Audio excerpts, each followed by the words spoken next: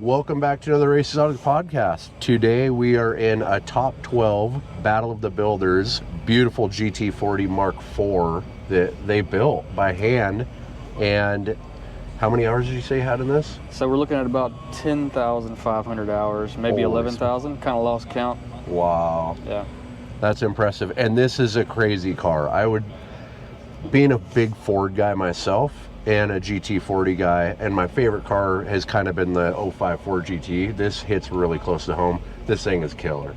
I mean, you got twin turbos. Yeah, so this will be the only GT40 you ever sit in that has an air condition and a sound system. Oh, wow. Yeah. Originally we started building this car and we were like, just wanting to do it because it was, the rarity of the Mark IV. Yeah.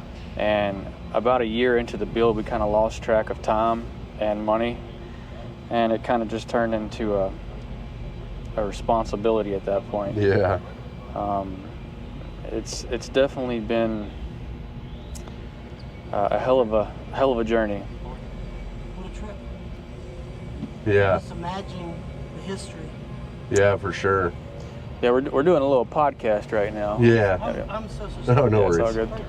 We get that a lot at SEMA, Yeah. which is kind of part of the experience, right? We're Yeah. at SEMA for the listeners, and we get people coming up to us looking at the cars, especially something like this. Yeah, I mean, for this sure. draws attention. You have to like shed people away from a car like this. Can you tell us a little bit about the engine? So the engine is a Coyote 5.0.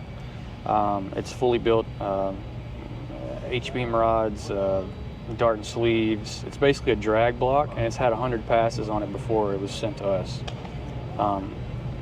So it was prepped that way.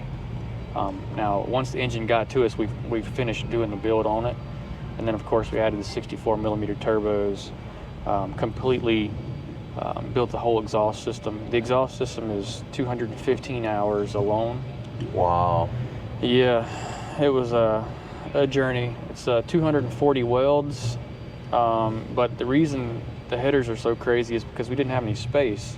We had to do kind of like an F1 style header. Each pipe on the right, on the driver's side here, is 16 inches long. They're all the same length, and all the pipes on the left side are 15 and a half to make up for the stagger, because the V8, the heads are staggered slightly. But outside of that, the chassis that we had to build for the car was crazy in itself. Originally, the Mark IV had an aluminum chassis on it, right? But we knew that we was going to have anywhere from 1,000 to 1,500 horsepower, and we wanted to redo that in a way that we know that it's not going to flex or break. Right. So we built it out of chrome-moly square tubing, which isn't the prettiest thing, but it's strong. It does the job. It's very rigid. Yeah. And so I'm a little confused and or maybe uneducated on where this body comes from. So did you guys fabricate this body? Can you buy this body? Is there molds? So what I'm thinking of is like Superformance and Factory 5. They have these Cobras and GT40s that they kind of mold, right? Yep. How does this come to be? I mean, did you one-off this entire car? Yeah, pretty much. So Wow. The body we actually had molded from a guy in New York. We were asked not to tell anyone his name, so I can't tell you who made the mold. But the body was molded off an original GT40, Mark IV GT40. So is it fiberglass then? It's fiberglass. Okay. Yep. So when we got it, it was really flimsy, basically, because the original was a race car. Right. So it was just kind of like a cap or a Yeah. cover, So we had to thicken the body up 1/4 inch to make it strong enough to where it wasn't flimsy, and it feels more like a production car when you open the hood and the engine cover.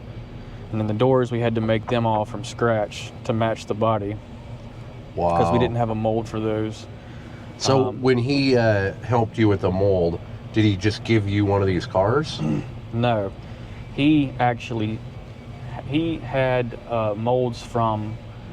Well, I can't say where he had molds from, but right. let's just say he had the molds for the original, and he molded us a fiberglass body, a shell, and that's where we started. If I say too much, people's going to know where it came from. Yeah, so for I sure. can't tell you everything on that, but it's a rare car, extremely rare, and a lot of people that know the GT40 history know that you have to have a serial number for like the chassis and the engine just to be able to get the rights to have the mold for this body. Really? I didn't know that. Yeah, so it's not like we get in like trouble or anything, Right. but it's kind of a secretive thing. Like think about it. Totally. How many times have you seen a Mark IV in public? I've only seen one. So, And I've been in the car world a little while. Yeah. I've seen one. and you'll probably never see another one at SEMA besides this one, because Right. this car is extremely hard to make. So I wish you could really see the dash here, but and you can get some shots of it Yeah. later. But the dash was obviously all handcrafted as well. That started as a piece of cardboard. Wow. Yeah, all this. Super cool. And I have a YouTube channel that has series 1 through 9 on the entire build of this car, from the chassis to the paint job. And what's that YouTube channel? The YouTube is just my name, Paul Guadagnoli. Okay. And we'll put a link into that for Yeah, sure. For sure. So like on all of this stuff, windshields, I mean, that's all custom made.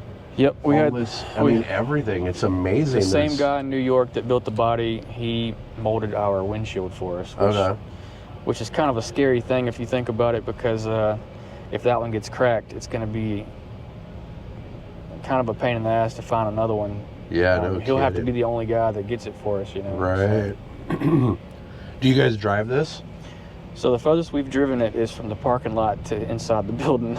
So is this a Actually. newer build then? Yeah, well, we just finished it. We still have to get it tuned, and all the, precautions that come along with that has to be done before we can actually bring it to the track. Yeah. What are your plans with the car? Are you going to do any kind of like high speed type runs, or with that kind of horsepower, I'm assuming you have some kind of plan to utilize it? We're just going to bring it to some high-end racetracks, track weekends with the boys, Right on. We built it just because we can. Yeah. We love motorsports. We love building cars, and I tell you, this was the hardest one we've did though. Me and my dad, man, if you could have been a fly on the wall Yeah. when we was building this, we got in some arguments that you would have thought we never would have spoke to each other again. You'd have been like, "Oh, they're done. They're never talking again." Like we've cussed each other out, and just it's been an emotional roller coaster. This whole build, this whole journey. I think that's good though. Me and my dad are kind of like that, and they say something like, a family that bickers or fights, like they hash it out and they get over it and they move on. Whereas like somebody that kind of builds it up, pents it up, and they don't talk about it, then those are the ones that kind of split up. So I think it's good that you bicker with your dad a little bit. Yeah, I mean, and you have to work it out. There you go. And that's the name of the game. And at the end of the day, nobody's winning any money here at this show. Right. So there was over 200 cars in this Battle of the Builders. So the fact that we even made it into the top 12 here is an absolute feat. Yeah. Well, and I'm not like trying to brown nose. I mean, that's a pretty sweet ride too, but what this represents is way cooler than everything here, right? And being that GT40 lineage, like that to me, if I were a judge here, I would be so biased, it would just disqualify me as a judge. I would pick this hands down.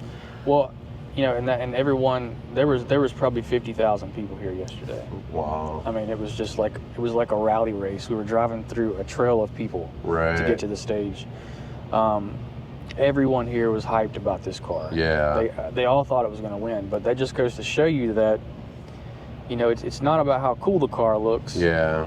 It all kind of factors in, like how rare is the car? Right. How many hours did you put in it? How many people did you have building it? So, in theory, I thought we were going to win as well, like, the first place. But I think with SEMA, they like kind of more of the resto mod type of thing. Like, I mean, you look at this Cadillac, it's what, a 59, 60? And it's very resto mod. I mean, yeah, well, see, he didn't win. He didn't get top 4 either. It was the little 60 model, 356 Porsche over there. Okay. the Ford Coupe here, or the Roadster, and then this C10 right here, and then the Porsche off-road vehicle over here. That was actually a one-off car. Okay. So, is that a resto mod? I can't see it. The little, or is it pretty stock? The little Porsche. Talking about the 356? Yeah, that's a resto mod. Yeah. Oh, I can kind of see the top of it. It's over extremely rare. Yeah, I got the hood of this. Maybe this is an Impala. This is an Impala. Yeah. Okay. Yeah. Mm-hmm. Yeah, it's kind of blocking the view of it. But is that resto modded or no? It's resto modded, but it's also he's got some stuff on that car that you just don't see everywhere. Right. And the same for all these cars. Yeah. It's insane. When I look, the thing that stands out when I look at all of these cars is they all feel very resto mod, right? None of them feel like an original type car, whereas yours does. Well, here's the thing about the judging at SEMA. So, like as I said, there's over 200 entries, right? There's some beautiful cars out there that didn't even get the chance to come here. Wow. So, the SEMA judges, like the SEMA officials, they're the ones that pick the top 12. And then once you get here, the other builders are the ones judging the cars. So I was a judge along with the other 11 judges, okay? So that's what I'm saying. The reason this car, my favorite car was this Impala right here. Yeah, it's pretty cool. Yeah, and then my second favorite was the Roadster. And then the C10s, of course, are beautiful. Yeah. But the problem is these guys, they use CAD. They use CAD a lot with 3D printing and all that stuff. So you can get everything perfect. Right. You can mirror everything exactly how it's supposed to be. Whereas us, it was angle grinders and jigsaws and, just grinders. I mean, it's... Yeah. Which is kind of how I build stuff. I don't build anything to this level, but I build like wings and stuff for my cars, and I do it with a grinder. You can understand. Yeah. You can understand how hard this was then. So that's why, if the SEMA judges would have been the ones judging the cars, we probably would have won the whole thing, because you see what I'm saying? Yeah, they skipped over all those other 190 or 185 other cars, and chose us to be in the top 12. I'm not gonna lie, when they said that we didn't make the top 4, the entire crowd was kind of upset about it, because everybody was rooting for this car to be at SEMA Fest. Yeah. No, this is an insane build. I mean, and so when I say I've built stuff, like I built this active rear wing for my Noble. So when I hit the brakes, the wing pops down for braking, and then DRS. See, that actually works as a brake. Yeah. And it's a huge wing. Like, I remember when I was still playing with it, adjusting, I was doing about 100, and the wing popped down because I had the settings off. And I didn't trigger it. I didn't on purpose. So I didn't know the wing was even down, but the car was just like, it felt like it was like in a headwind. Like, I don't know if you've ever been running and you come around the track and then there's wind blowing at you. It felt like that. I'm like, what's going on? And I look in my mirror and the wing's down. So it 100% works. Oh, it 100% works. Like, it's a real thing. Yeah, but that took me like 6 months of messing around and all of this. I mean, it was a pain in the butt, and that was just a wing. I can't imagine building this thing. This is next level for sure. Especially like you said, I mean, not that they're cheating, but when you have a computer that you can just design everything and then hit print, that's a game changer. It is. It is kind of like cheating. Yeah. But the thing is it's easy to think that way. Right. And it's easy to get stuck in your little bubble when you're building and think that, this is the only way it can be done. Yeah. And you just it's hard to not be like that, but at the end of the day, you have to understand that this is 2025. Exactly. And you have to use all of your resources that you can. So, well, and I was building these, I'm currently putting active louvers on my Noble, fender louvers, like the AMG one. So when I go DRS for high speed, they'll come down. And then when I'm slowing down, coming into a corner, they'll pop up to let hot air out of the wheel well and a little bit of braking. Add some downforce coming in the corner. But I built them all out of aluminum, got them fully functional, got the servos in them, they work. I hit the brakes, they work. And then my buddy's like, hey man, let me like lighten those up a little bit for you. So he designed them in CAD. And it took me 4 months of messing around building these louvers. He made the design in like 3 days. and then printed the mock-up, went out, tested on the car, went back, did a couple revisions, and in under a month he had a fully functional 3D printed set of louvers. And I spent probably 4 months messing around. That's how it is. It's almost impossible. Some things some things you see it and you want to build it, and you say, damn, I don't know if I can do that or not. And it actually looked presentable, so you just have to pass on it. Right. And that's what sucks, because when you're doing CAD, you don't have to pass. You can just hop on your computer, design it, print it, and you're done. Yeah. You know? And, I mean, you're not completely done. You can put some coatings or paint it or whatever, but still, it knocks a lot of the legwork out, for sure. Well, I got one more question for you. It pertains to size. So I'm 5'11". My feet are not flat. Like, I'm like this is a tight car. I would argue this is one of the tightest cars I've ever been in. Yeah. I would probably say it is the tightest car I've ever been in. That's I mean, we're touching right here. Yeah, and I used to track a Lotus, so like I've been in little cars. That's the attitude of a Mark IV. It's always tight cab. Yeah. That's just how it is in these. So do you have any kind of like, to give the listeners an idea of how small this is, do you have any kind of measurements or like sizes or anything that they can kind of understand what we're in? I can say that this car, so it has a 5-point harness, right? I can say that if you have a waist size over 34, it's going to be tight for you, and if you're any taller than about 6'1", you're going to be crammed. Yeah. So I feel like I would be perfect in here if I was a little thinner. Well, and see, this car was even tighter than that before. The original, it had a shorter pedal box. We actually extended the pedal box. So I feel something down there that feels like maybe where it used, like, I don't know if that side's the same, but there's like a bar, and then the pedal box goes a little further. Yeah. Okay, and that's where my toes are at right now. My toes are underneath that part. Yeah. So what you're feeling is the air conditioning unit that we have in here. Your feet is going to go under it. And yeah. Yeah. So if I was allowed to turn the power on the car right now, I could show you the airlift. It's got a 2-inch airlift in the front. Oh wow. Picks it up for like driveways and speed bumps and whatnot. And it also has a 16-inch air jack system that picks the whole car up off the ground for tire change. Yeah. That's awesome. And then it has a camera out the back with your because you're probably not able to see too much out that. Which if you can see, you can see the turbo pipes right here, so that's pretty cool. Super cool. It's actually very quiet in this car. It's heavily insulated, so it's like a luxury supercar / race car. Yeah. It's extremely cool. Super cool.